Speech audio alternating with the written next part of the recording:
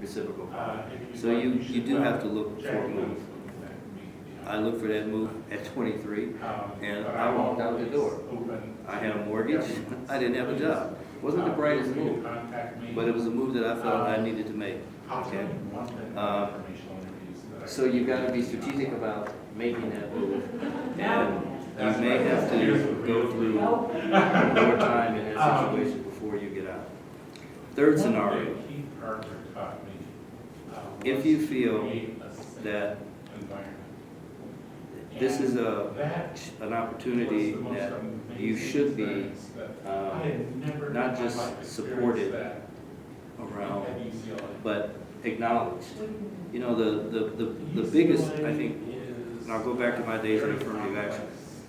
One of the biggest complaints that I used to hear from employees was that my boss just won't acknowledge what I do. Not so much take credit for what I do, but just acknowledge what I do. And so you have to some degree always be somewhat self-promoting. There's a fine line to being self-promoting, but you have to be somewhat self-promoting. If you wait, you might still be waiting. You have to figure out, you know, what is the best way to do that. Sometimes you have to share that, and it's a joint, what we did more than what I did. But you've got to be sure that you're clear in your mind what you've done, the value of what you've done, and you're going to talk about it. And you're going to leverage that for that next good opportunity.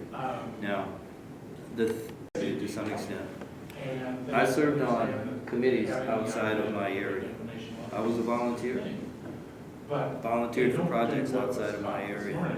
I tried to extend my network because I knew that I accomplished more by who I knew than necessarily what I knew. And so, in expanding my network and to some extent being self-promoting around a skill set, because you don't want to oversell and then under-deliver,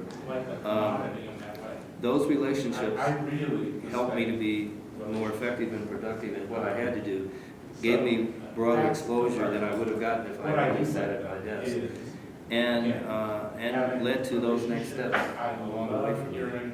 So I you know, again, three approaches to what's a very real and a tough problem.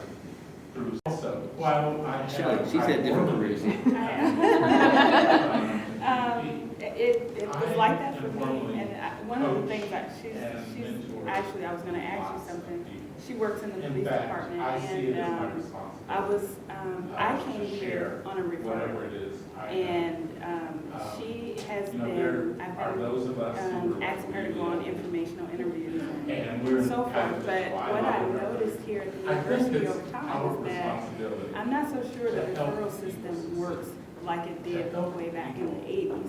You know, it's a lot more difficult for people to find a job, probably because it's very competitive right now. Experience is huge, but when you have a student, a UCLA graduate student, looking for opportunities to stay within the UCLA community, it's been difficult. And so I just wanted to kind of know if that's the norm that you see right now.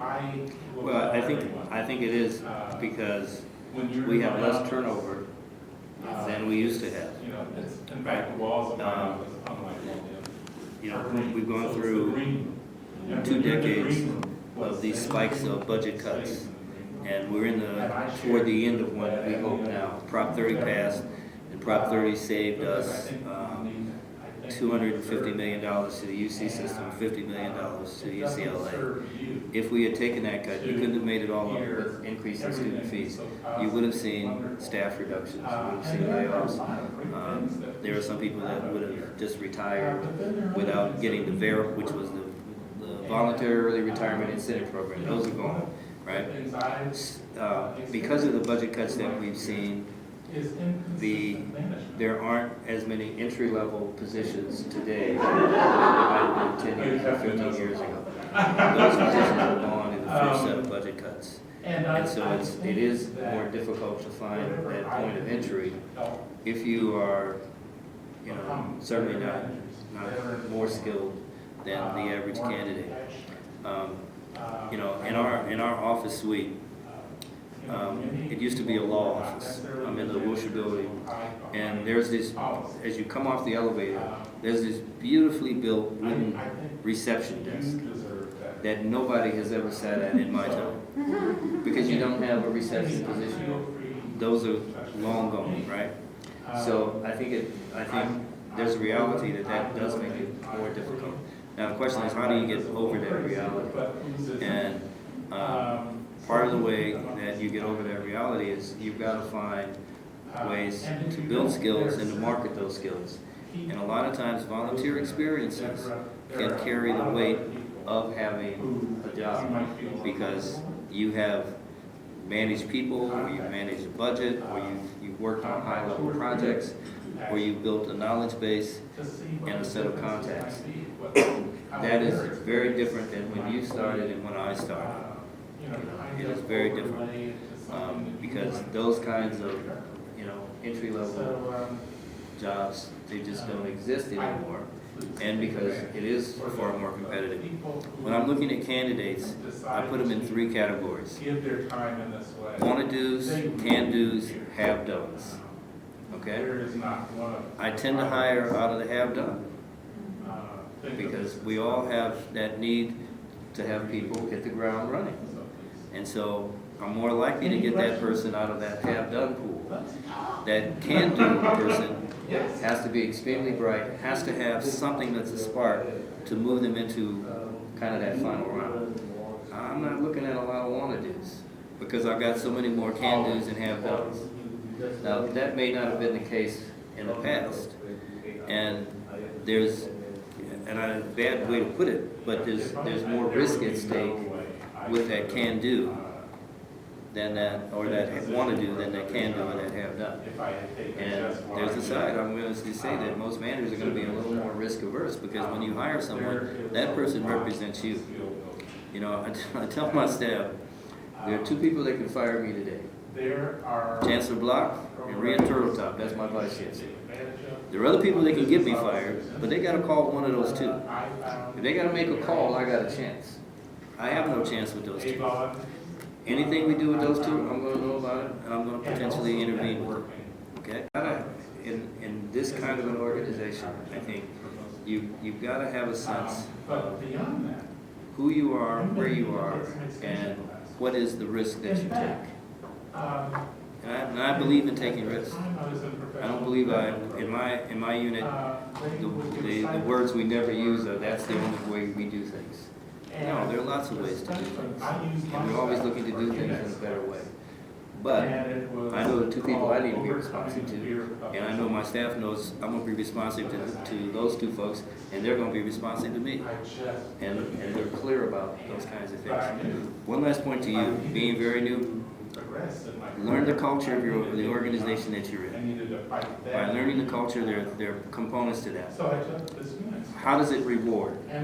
What are the, you know, you can look at your organization mission, you can look at your vision, but it's the informal stuff. How does it reward? What does it value? How does it sanction? What are its unwritten rules? Every organization has a set of unwritten rules that are sort of ingrained expectations. And if you comply with them, I think you're bright, I think you're energetic, I think you're fast track. If you don't, I think, something wrong with you. I have to watch you, you know. And you may not know that I put a label on your head, but I'm responding to you in a way. I worked in a place where the boss believed everybody needed to be there early. Didn't matter what you did, as long as you were there early. He thought you were working hard. And I used to have to carpool with my wife, because she worked here at UCLA for a number of years. And so, yeah, I got in early. Now, I read the paper, but because I was in the seat, he thought, God, that Keith is a hard worker.